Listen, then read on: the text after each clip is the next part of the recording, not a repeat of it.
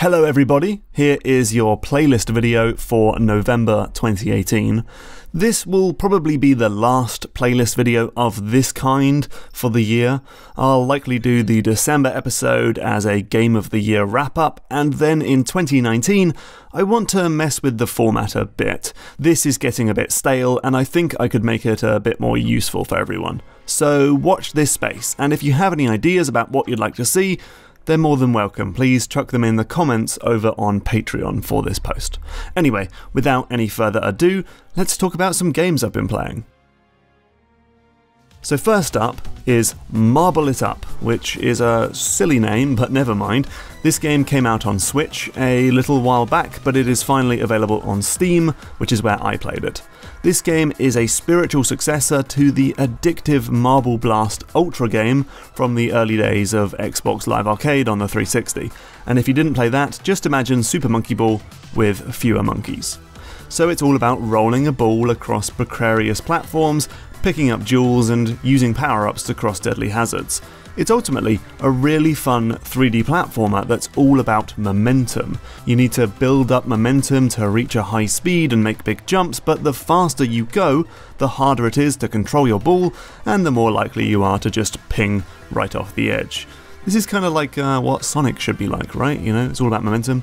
Also, the game probably would actually be better on Switch now that I think of it. It's not a game you're going to sit down with for hours on end, it's quite a one-note, repetitive game after all, but having it on a handheld to play a couple levels during TV adverts or to beat a high score during a bus ride would make a lot of sense. This is a fun game, but maybe check it out on Switch instead of Steam. Next up is a bit of a strange one. So I played Dragon Quest XI, and I was taken aback by just how dated everything in that game was. This would be like if id released Doom 2016, but you still can't look up and down, you know, just to make it like the old one. So the main innovation in Dragon Quest XI is that you can move your character during battles, which is inspired by MMOs and action RPGs, and yet it does nothing. It's literally just for show, because the mechanics are exactly the same as they were basically on the NES games. You know, it's just looks a bit nicer. Blech. So I wanted to play an RPG that innovated on the genre in some way, and ended up playing some of Cosmic Star Heroine. This is a game that looks like a SNES game, but has clever ideas to let it stand apart from Chrono Trigger and the like. So, in this game, characters have loads of abilities, but most can only be used once before they're locked out, and to get them back, you have to defend for one turn. This makes you think ahead, to figure out when you should use your attacks and when you should take a moment to rest, and couple this with the Hyper system, where characters get a huge damage boost every few turns, and it's even more strategic. And then there's the Style Meter, where using different attacks increases your power, and basically you get this whole menagerie of systems that does what a lot of JRPGs don't, make you use the entire move list and not just spam fireballs every turn. This is more tactical, thought-provoking, and requires careful planning across your entire team. I still didn't finish the game, I'm just not a big JRPG fan, outside of like Earthbound and Persona, but it was cool to play something a bit different, and maybe I'll give some more games in the genre a go now, you know? I'm quite curious about Bravely Default, how about that?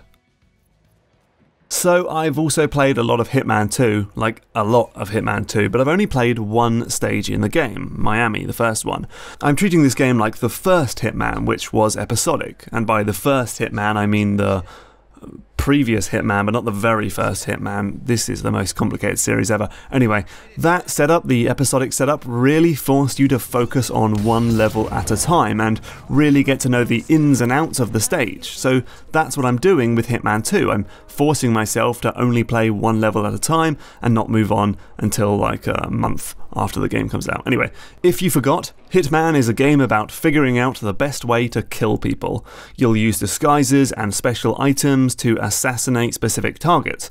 Perhaps you'll just shoot them with a sniper rifle, or perhaps you'll go through a whole complicated sequence of events to make it look like they got killed in an accident. You'll be judged on your performance, and there are special challenges like doing it without ever getting spotted, or doing it without wearing disguises. Miami is a very cool level. It's got two targets, Sierra Knox and Robert Knox, Sierra is racing around in a car on the racetrack. You can make her crash in various ways, or you can do stuff to the winner's podium, like mess with the pyrotechnics or poison the champagne. Except she'll only ever come in second unless you step in and do something to the guy in first place, so there's a interesting thing going on there. The other target, Robert Knox, mostly keeps to his fancy office building, so you'll either have to sneak in there and kill him with robots and crazy stuff that he's inventing in there, or figure out how to lure him outside and kill him out in the open. The level fits together really nicely, with multiple pathways to get between the two sides of the stage. The racetrack podium connects up to Robert Knox's office in interesting ways, and it's super vertical, so you can get the drop on people, literally, or sneak in through the basement, stuff like that. I've really enjoyed this level, but now I'm looking forward to the next one set in Colombia, which I'm allowed to play sometime in December. Anyway, that's your lot. Thanks so much for watching. Like I said before, let me know what you think about playlist videos in the future. I want to do something really cool and something that you'll really look forward to receiving, just like the reading list, every single month. So let me know, and I'll chat to you in the future. Whoa, the future. Whoa. I've gone mad. I've gone literally insane. Goodbye.